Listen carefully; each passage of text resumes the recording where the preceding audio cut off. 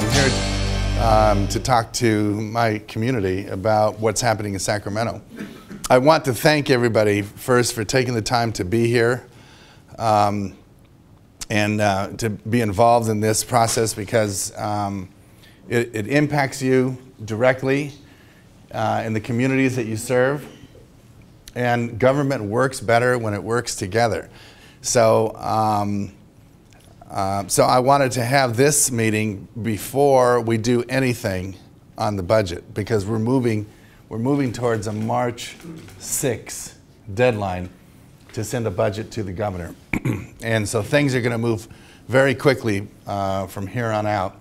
And I didn't want that to happen without the opportunity to be able to have a discussion with all of you, separate fact from fiction, and then hear any great ideas you might have that we haven't thought of that can help us do the best job, help all of us do the best job that we can.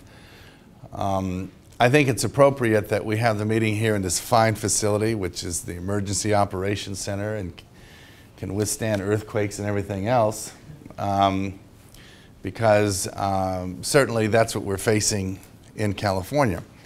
Now, it really is not all bad, because for the first time in the last 25 years that I can see, the state legislature is now prepared to face the music, is now prepared to make the tough decisions that we have avoided for over 20 years. For over 20 years, we have worked, and mainly it's been a Democratic majority, so I'll blame the Democrats, because you can't get out from underneath that. But we've worked hard to try and protect a little here for this program, a little for that program, a little for this program, to try and keep the programs alive. And we're still going to try and keep the programs in existence.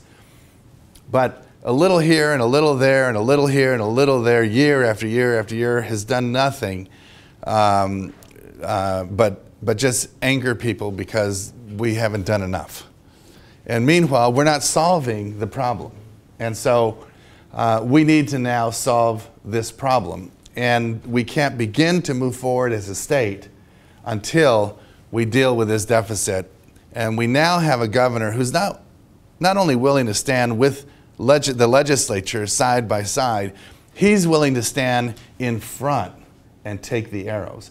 This is unheard of generally, but certainly in the last 8 years, we've had a governor that more or less will put out a budget that no one can support, nobody in their right mind, maybe a few people in Washington, D.C.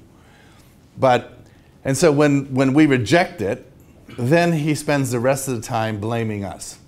And it's a blame game, blame game, blame game, puts us in a position to have to go back and forth with him, and that's exactly what people don't want.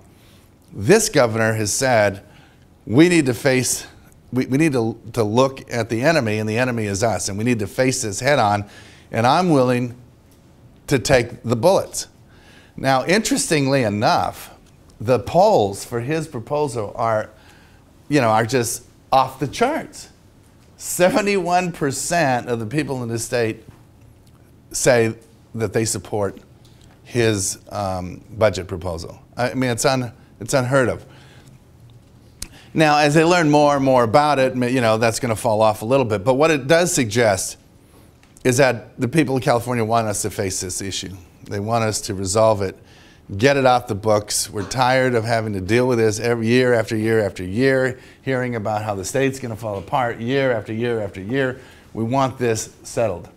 And so that's what we're attempting to do. But of course, it's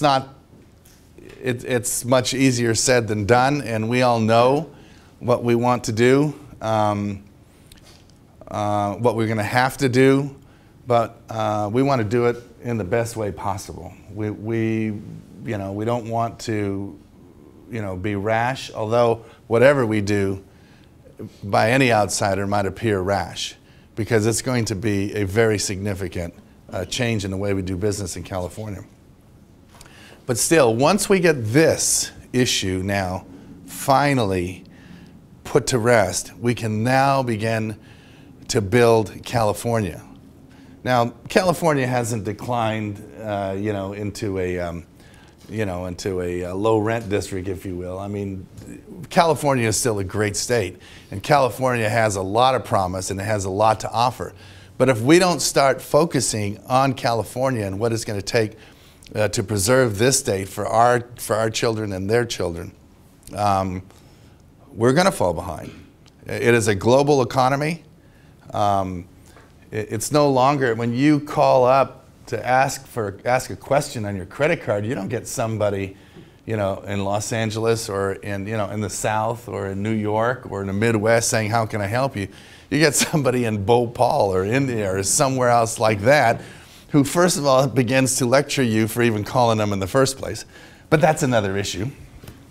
The point is that in today's information age, you can do business almost from anywhere. From, if you go fishing, from your fishing boat, out in the middle of the ocean, from your house, and from Bhopal. And so that's a reality for us in California. And while the big driver there is cheaper labor, we're not keeping up educationally. We're not keeping up educationally. And we're falling behind compared to many other industrial nations. And in particular, we're falling behind China. So, we need to have an infrastructure in this state that has provided for innovation, has provided for the leadership of the rest of the world, and has always provided the environment for the kinds of changes, technological changes that have made this country what it is, and certainly made California what it is. So we have to start dealing with that, but we can't. We're dealing with these deficits all the time. So I don't look at this as entirely a bad situation, although it's not a fun situation. But it is a way for us to move past it to get on with our lives. And that's what I'm hoping will happen with this budget.